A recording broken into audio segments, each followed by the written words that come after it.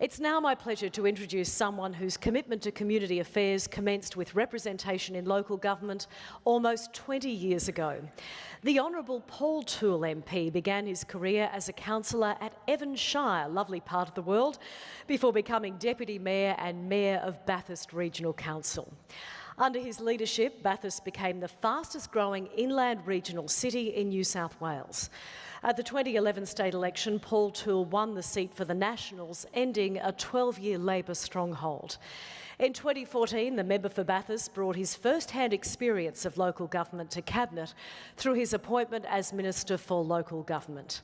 Mr Toole has focused on proactive engagement with the sector to improve the system of local government in New South Wales. He's passionate, there's that word again, passion, about ensuring the sector has a strong and sustainable future. Would you please welcome to the stage the Honourable Paul Toole. Thank you, Tracy, and can I begin by saying good morning to everyone, and can I just say how pleased I am once again to be invited to the Local Government New South Wales Annual Conference and have the opportunity once again to be able to speak to each and every one of you. I'd like to begin by acknowledging the traditional owners of the land and also pay my respects to elders both past and present. To Councillor Keith Rhodes, the President of Local Government New South Wales, I acknowledge Keith and I thank Keith for the hard work that he has done in his role as the President in advocating for the sector. To the Chief Executive, Donna Reigate. It's great to see Donna, and quite often we meet with Donna to discuss issues that are important to the sector. To the Lord Mayor of Wollongong, Councillor Gordon Bradbury, I acknowledge you as well, and I thank you for hosting this year's important annual conference. To my colleague and my friend, the Honourable John Ajaka, Minister for Disability Services and Multiculturalism, and we'll be hearing from John a little bit later on this morning. To mayors, councillors, administrators, general managers, staff and observers. I'd like to just say this is a great opportunity to be here at this conference, and for many years when I attended the conference myself, it was an opportunity for people to come together, to share ideas, to talk about some of the innovative things that were happening in their communities, to network with one another, but also an opportunity to take ideas away from here back to your local communities. And you will hear from various speakers over the several days of this conference. And I hope that those here for the very first time can actually find something valuable to take back into their communities. And can I congratulate the people who are in this room as well for the very first time, because you are sharing an incredible journey. Because over the next 4 years, you're going to play a pivotal role in leading and shaping your community. You will make decisions that are going to impact upon the quality of life of those in your communities, and you will make a tangible difference. Now, these changes can have a real and positive impact upon the life of residents and ratepayers in your local communities. And having been a councillor myself, Deputy Mayor and a Mayor, I can understand that it can be rewarding, but it also comes with challenges. For many of you, as a new councillor, you will find that life is very different. You will no longer be an anonymous private citizen. You are now in the eyes of the public 24 hours a day. And for many of you that have already been on council for a number of years, if you think going down to the shops for half an hour, a shopping trip, they're no longer there. It's going to take you 2 hours by the time people come up to you and talk to you about the things that need to change and happen in your local communities. For some of you that might play sport, I remember playing sport myself, and when I was playing soccer, it used to be one person would tackle me, all of a sudden got elected into council and there was 4 blokes hitting me at the same time, and even after the ball had gone on. So you will find it very different in that role. You'll also find that there will be tough decisions to make, because not all decisions that you make are going to be popular. But true leadership is about true representation, and it's about leading. True leadership is about stating what you think is right for your local communities. And these are tough decisions that you're going to have to make. And I've seen people that have made tough decisions that have become long-lasting legacies in their communities. And many people look back and they say, it was a tough decision at the time, but you know what? It was the right decision that was made that made a difference. The challenge to all of you in this room is to simply just not make populist decisions. It's about making sure that you have a council that is strong, not a council that is just going to tread water. But you need to make decisions that you know and that you believe are right for your community, ones that are going to impact not only for today, but for today and into the future. So to all in this room, I'm very lucky as well as the Minister that I get to travel the state. Sometimes when I'm visiting councils, I get the opportunity to pull up on the side of the road and we get to talk to council staff. I talk to guys and girls that are actually cleaning the streets, mowing parks and gardens, picking up the garbage. And I say to you that they are incredibly proud of what they do.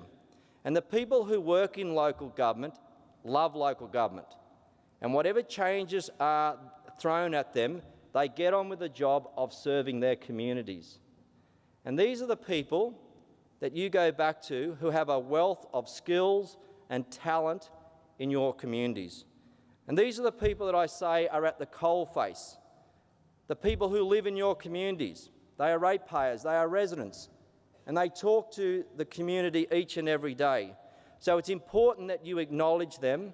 It's important that you keep them informed of changes that occur in your local councils from time to time, about what decisions are being made as well. Because they are, I always say, your best PR people on the ground, because every day they're out there talking to everyday mums and dads in your communities. As you're aware, the New South Wales Government is implementing the most significant reforms that this state has ever seen in local government. These reforms are overdue, and we are seeing positive change across different sectors here in New South Wales. We are seeing change where change hasn't happened for a long period of time. And I remember standing here a few years ago, and I said to you then, I wanted to deal with some of these long-standing issues. I wanted to deal with some of these issues that for far too long have just been put into the too hard basket. I remember coming to this conference for nearly 2 decades, and it was amazing that when I became the Minister, that in some cases we are still talking about the same issues that hadn't been addressed for nearly 2 decades. So I committed to ensuring that we would tackle them, and we would tackle them in the best way that we could together. We want to have strong councils here in this state. We want strong councils that are working for the communities that they provide for. We wanted to make sure that those councils are in a strong position, delivering for their communities. And if we have a look at the last 12 months, there's been a lot that has happened. There's been a lot that has happened in relation to structural reform. We've seen changes around financial sustainability. We've seen changes around governance and integrity. There's been changes around regulatory reform, and we've started the process of a new Local Government Act.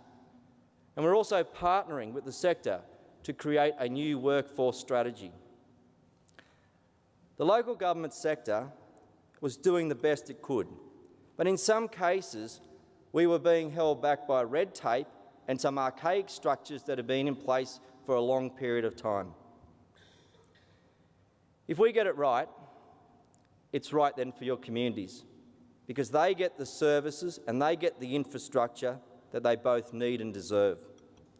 And if we look at the demands that are placed upon councils, they have dramatically changed over the last 100 years as well.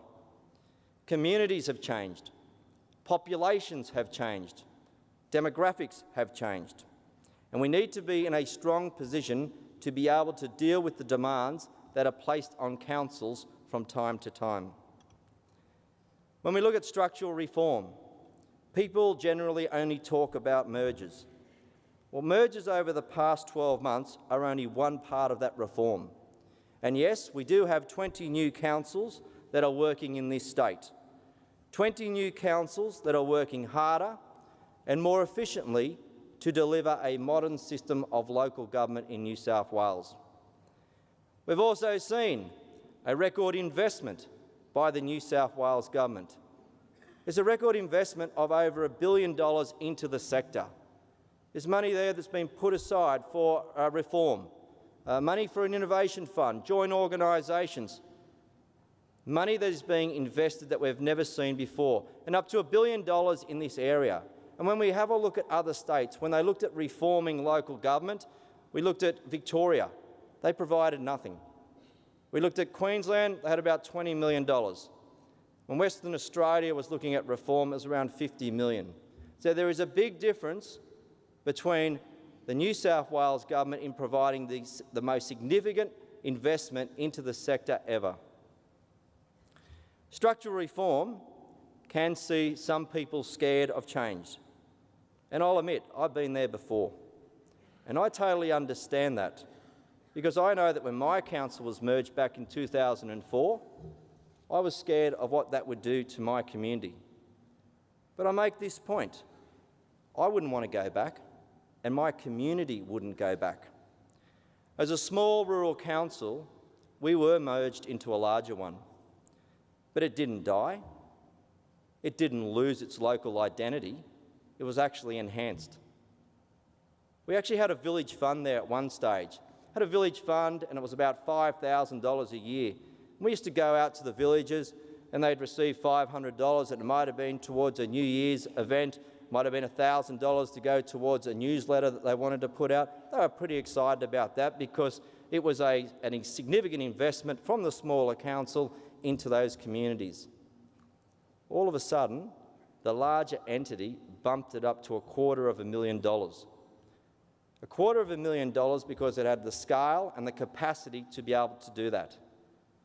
Those smaller communities actually started building tennis courts. They started repairing some of those halls. They put playgrounds into those communities, and local identity was enhanced. There was greater grants that came into the region. And this was because, as I said, the scale and the capacity was there to be able to do that. When we look at financial sustainability, one of the great success stories of the New South Wales government has been the Local Infrastructure Renewal Scheme, rightfully known as LERS. Now, this has provided low interest rate loans to our councils across this state. And this means that councils are able to borrow at a lower rate, and they're able to do and build significant projects in their communities. Projects that they would not have been able to do unless they were given the support by the New South Wales government. And there was $120 million in that program for projects to be paid back over a 10-year period. And we saw close to $1 billion worth of projects occurring across New South Wales. One of the things that the sector told me was the fact that, hey, this is a great program. You know, whilst that's the end of the program, can we see it continuing? Can we have something else in place to actually ensure that is able to be there for councils into the future? Well, what we then did was we worked with the sector, we worked closely with our stakeholders, we went to Treasury, we went to T Corp, and we created a state borrowing authority. Now, for those councils that have the capacity, for those councils that are in a financial position to repay the loan, they can also access lower interest loans. And already in the past 6 months, 14 councils have accessed the state borrowing authority. Those 14 councils are now delivering over $100 million worth of projects back into their local communities. And we've extended those loans now for councils up to a period of 20 years. The financial assistance grants. These are managed by the Grants Commission, and they are there to make a difference in your communities. We want to make sure that they are making a difference, especially in those local government areas that need that support as much as possible. So councils in the far west, councils in some rural areas have actually received an increase in their financial assistance grants. And I think this is totally appropriate because these are the councils that have large road networks to look after. These are the councils that have large maintenance bills to deal with every year. So it's important that we give them the best and the most support that we can through the financial assistance grants. For a number of you in this room, you've also asked me to look at the rating system here in New South Wales, because you want to ensure that there is a system to help councils to be financially sustainable into the future. That is why the New South Wales Government has asked IPART to conduct a rating review. They've travelled the state, they've spoken to councils, they've spoken to various stakeholders, and they've provided a draft report. By the end of the year, the final report will come back to the government before the government responds to it. When we look at governance and integrity, most councillors in New South Wales do the right thing. And you have become involved in local government because you are wanting to be there to serve your community. But sadly, in recent times, and we've seen lots of different reports in the media and examples of councillors who are in it to serve themselves. They put self-interest ahead of their community. And there are a small number of people in recent years that have actually let the whole sector down. That is why we've made some changes in relation to integrity to ensure that anyone that is running for council, serving on council, will no longer see it as a dodgy, get-rich-quick scheme. These amendments have provided a response to those who are giving local government a bad name, powers to seize profits and powers to drive greater transparency. And I'm not going to hesitate to use those provisions to protect the reputation of those councillors who are doing the right thing, those councillors who are faithfully representing their communities, because you deserve to have a local government sector that is widely respected. We've seen some reforms to our Local Government Act, and it is undergoing a much-needed overhaul. This has also been in response from the local government sector. As you would be aware, there is now 2-year mandatory terms for mayors in New South Wales. And this is actually to minimise some of that horse trading that we saw going on in the past. This is to ensure that they have time to be able to engage with community, ensure that there is stable relations on staff, to ensure that with stakeholders there is some continuity. We've also seen councillors now required to take an oath of office. Mayors and councillors and general managers have had their roles clarified. And there will be more changes to strengthen the Local Government Act over the next 12 months. And we will continue the conversation, both with the sector, to ensure that the changes that we make are ensuring that we're strengthening the system here in this state. When we look at joint organisations are going to be rolled out into regional communities, and they are an initiative that the government has committed to. And already, whilst we've seen the 5 pilots that have been operating here in the state, in the Central West, the Hunter, the Illawarra, the Riverina and the Namoi regions, we're already hearing of some success stories from these particular JOs. Because what we are doing is wanting councils to actually think beyond their boundaries. We want councils to think regionally and to understand how that is going to benefit an area as a whole. Because what is good in one area may have benefits back to another. Not everybody is going to need a top-notch art gallery. Not everybody is going to need a regional airport. But the idea is to ask the question at those JOs, where is the best location? Where is the best location to put that art gallery? Where is the best location to put that regional airport? Where is it going to make the greatest impact on those communities across an area? Some of those pilots have been looking at some planning when it comes to their road networks. Some have been looking at how they can grow tourism across the region. Some have been looking at how they can actually attract business and investment from overseas into their areas. So at the moment, we've got the joint organisations, we've gone out for consultation, and currently the boundaries are out for further comment from councils in this state. And by the middle of next year, I expect to see all of them operating in regional communities. Currently, as I said, we'll be finalising those boundaries, but for some of you as well, you may still wish to continue with your ROCs. That will be a matter for each of you to determine. If you want to change the structure of a ROC into the future, that will be a matter for each and every one of you. To those councils in the far west of the state, those councils in the far west of the state face unique challenges. And whilst they were excluded from the Fit for the Future program, those were the councils that actually have unique challenges when it comes to declining populations. They've got large geographical areas to cover, they've got a large Aboriginal population and a declining population. So we need to ensure that the model that is going to work for them is unique and a model that is going to support the councils and their communities into the future. There has been a draft consultation paper, there's been workshops being held, and I encourage you to continue to provide feedback in that process. Those councils in the far west as well have been supported with the government funding video teleconferencing facilities. And this is a significant investment for those councils, because these are the councils I think sometimes we underestimate. For them to get into Sydney, to have various meetings with departments and agencies, that comes at a huge cost.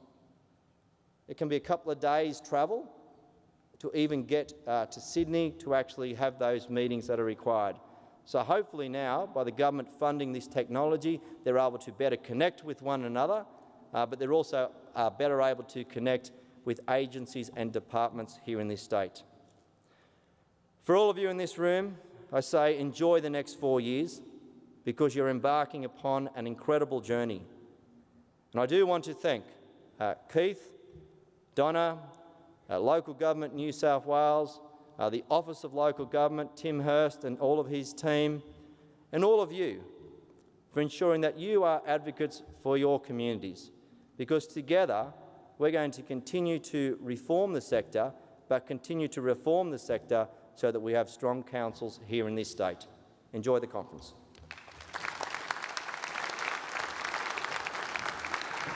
Thank you so much, Minister. I'll get you to stay on stage for about 7 minutes while we have some questions.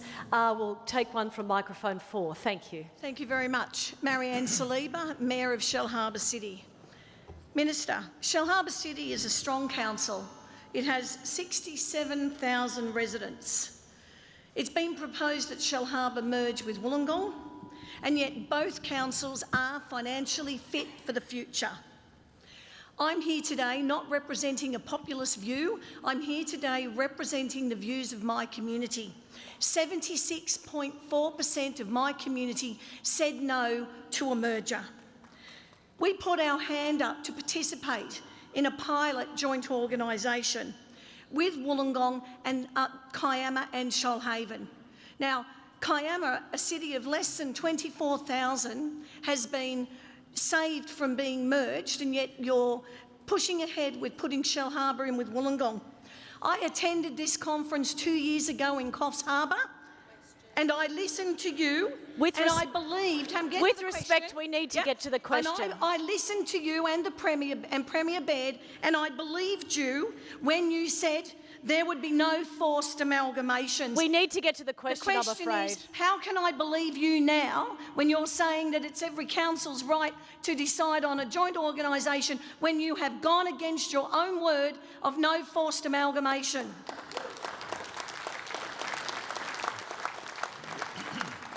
Look, I thank you for your question, and can I make the point that we've done 4 years of research, and this is what the government has done over the last 4 years. There's been research, there's been reports, and they've all come back showing that change is needed in the sector. We've seen reports from IPART, we've seen Ernst & Young, we've seen KPMG have all said that there would be significant savings that could be made that could be passed back on to communities. And I think yesterday the Premier articulated it very well. he actually identified savings and benefits that are already being delivered into those communities. Well, I saw yesterday, Georges River Council, now that they've actually got the scale and the capacity, there's an increase in the pensioner rebate. So for most councils, they go with the standard $250 a year, but now that's up to $325 a year. That's an extra $75 for almost another 3,000 pensioners in that community. And I do say that this has been an extensive process. That's a proposal that has been to an independent delegate. It has had an independent delegate undertake the work required under the Local Government Act, and also it's been to the Boundaries Commission. The next person up was microphone 3 and then mic 6, so thank you. Thank you, Minister, for coming today. I actually want to ask a follow-up question from what I asked the Premier yesterday, and he said that I should take it up with you, so I am. My name is Romola Hollywood. I'm from Blue Mountains City Council, and you actually touched on it in terms of the pensioner rebate scheme. So the ratings review has identified as a recommendation to actually abolish, I think they use the word replace, the pensioner rebate scheme with a deferral scheme. That is a huge concern for our community. We have a number of pensioners living in the Blue Mountains, and I'm wondering if you have a view about that and whether you would be prepared to rule it out and indeed commit to maintaining and increasing the pensioner rebate scheme that other states and territories fund. So thank you. Yeah, look, I'm glad you've actually asked me the question, because the Premier has a habit of actually throwing questions over to me. So I'm glad you're back today asking that. But when I received the draft report from IPART, the same day that I received it, it was released publicly. And I actually went out and said that we're not going to be changing the pensioner rebate scheme, because the proposal that was being put forward by IPART, I believe, was going to disadvantage pensioners here in this state. So that proposal is completely not going to occur. So whilst we're still waiting for the final report, rest assured that the current system is going to be maintained. Look, if we can improve it in some way into the future, we'll have a look at that, but we're not certainly scrapping it for what the IPART draft report was proposing. Thank you very much for the question. Mike 6, thank you. Good morning, Minister Toole, and I thank you for accepting my question. My name is Chris Doohan, and I am the very proud Deputy Mayor of Port Stephens, a very strong and sustainable council.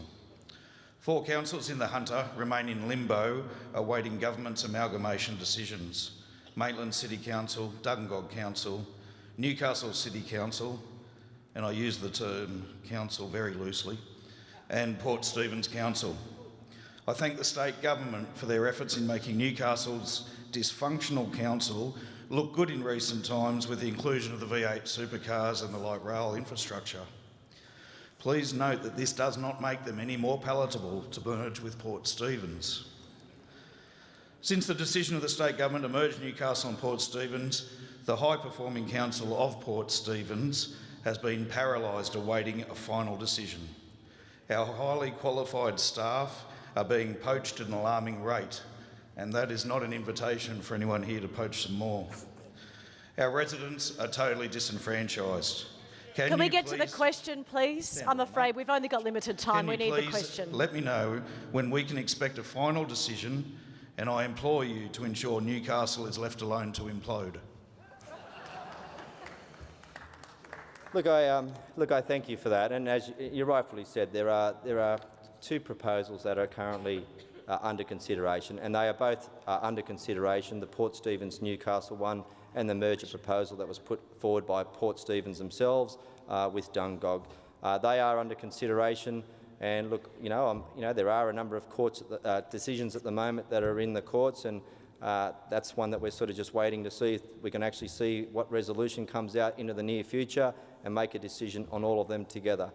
So if not, hopefully sooner rather than later, and I understand that that would be important for the staff in your communities as well. Thank you. We'll take question 1 now. Thank you. Thank you. Alice from Albury. and also a member of the board.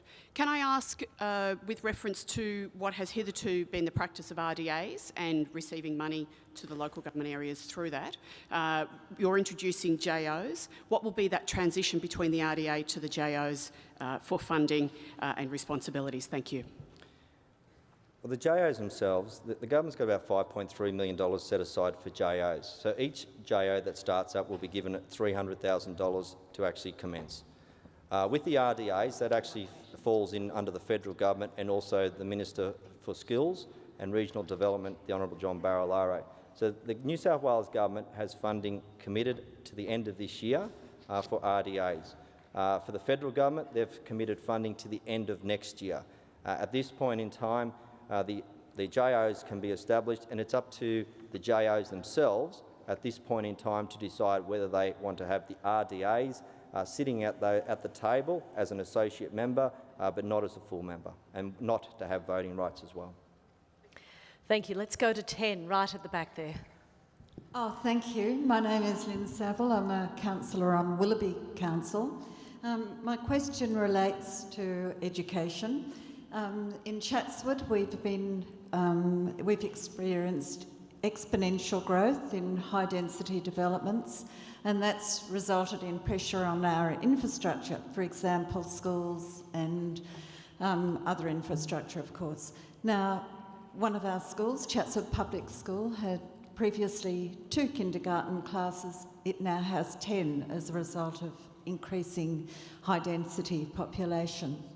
And I'm just wondering, given that the pressure of Sydney with accommodating another 1 million people in 10 years, how do our communities cope with this increasing pressure, particularly on essential infrastructure for our communities?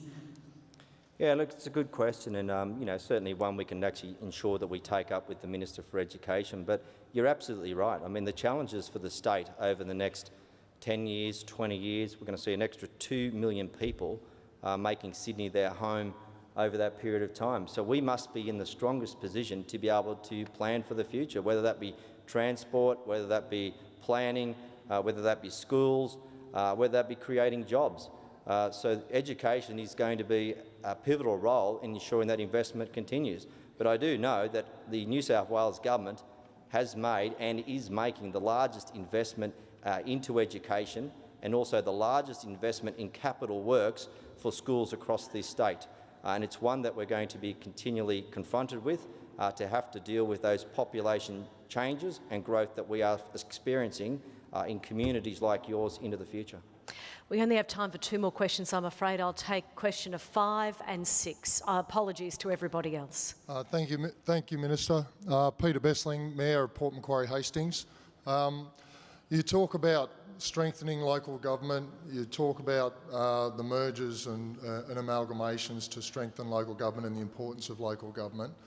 At the same time, the federal government's introducing city deals to try and deliver funding directly to local government.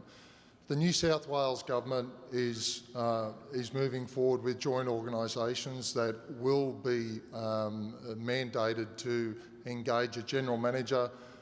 There'll be likely be other employees. They will compete with local government for funding. Why, when you're trying to strengthen local government, would the New South Wales government introduce another tier of governance, of administration and of politics at a time when people want fewer levels of government, not more? Yeah, look, I thank you for your question, Peter. And look, one of the things that we've actually experienced is that councils in the previous ROC system, you can opt in and you can opt out. And that can actually change very quickly with personalities of mayors or just someone doesn't want to be a part of that any longer. And that actually doesn't do the region any good in the longer term. So whilst the structures themselves, and there's been a lot of consultation going out there, the pilots have been actually also helping to inform what those structures are going to look like. So I can't say that the framework will be there, but I'm not going to actually specifically say that every JO has to do this, this and this. I've actually left it fairly open-ended when the bill goes through to allow each region to be able to adopt what its needs are in their own local areas. And yes, that's something that some councils will have to consider in the future, whether they want to be just a JO or whether they want to continue with a JO and a ROC as well. Thank you very much. And question 6. Tony Zeltzer, Woollahra Council. Minister, both you and the Premier yesterday have put up one of the justifications on the first forced merger of councils on improved efficiencies in procurement. Can you explain how 2 or 3 merged councils produces improved efficiencies in procurement that is better than the 15 or 17 councils in the existing ROCs? And about SS ROC, which is our ROC. Well, look, you know, as JOs will only be in regional areas, Tony, and I do make the point. I make the point as well that as a part of it, we've already seen significant savings and benefits that have already been passed on to new councils that have been created over the last 5 months. In that time, you know, I've seen some councils that have been able to consolidate their insurance, and they've already been able to save, you know, $1 million. Now that's $1 million that's been able to be reinvested back into services and infrastructure into those local communities. I mean, some people say, you know, in some of those smaller regions, I've got Dubbo Regional Council that's actually gone out and employed a grants officer. Well, there is someone now who's actually able to go out and work directly on the ground with those communities in trying to attract grants. And for those communities, that actually is a huge benefit that they didn't have the luxury of having before. So there are savings that are being identified with the mergers that have already taken place in the last 5 months. And I'm sure that through this process, we're going to continue to see more savings being made. And even some of the councils that have actually said the reports that are there are talking about identifying savings, they're going to make a lot more savings than what has already been identified, which they will be passing back on to their residents and ratepayers in their local communities.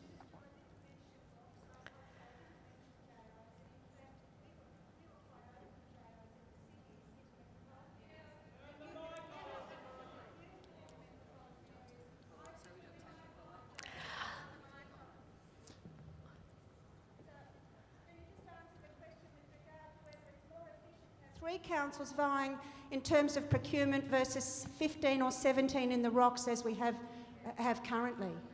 Well, look, you know, not about JOs. We didn't get an opportunity to have a JO because you ruled them out for metropolitan regions. Well, that's right, because we ruled the JOs in for regional communities. We know that the Greater Sydney Commission is going to be coming in for the metropolitan areas, and therefore very unique, very different ideas and very different needs in those communities. But as I said, like some ROCs have made significant savings and done an incredible job that they pass back on through savings for councils. But at the end of the day, we're still seeing a lot of benefits from those merged councils that have already taken place. I'm afraid we have run out of time for questions. Thank you so much, Minister Toole. Please welcome back Councillor Keith Rhodes.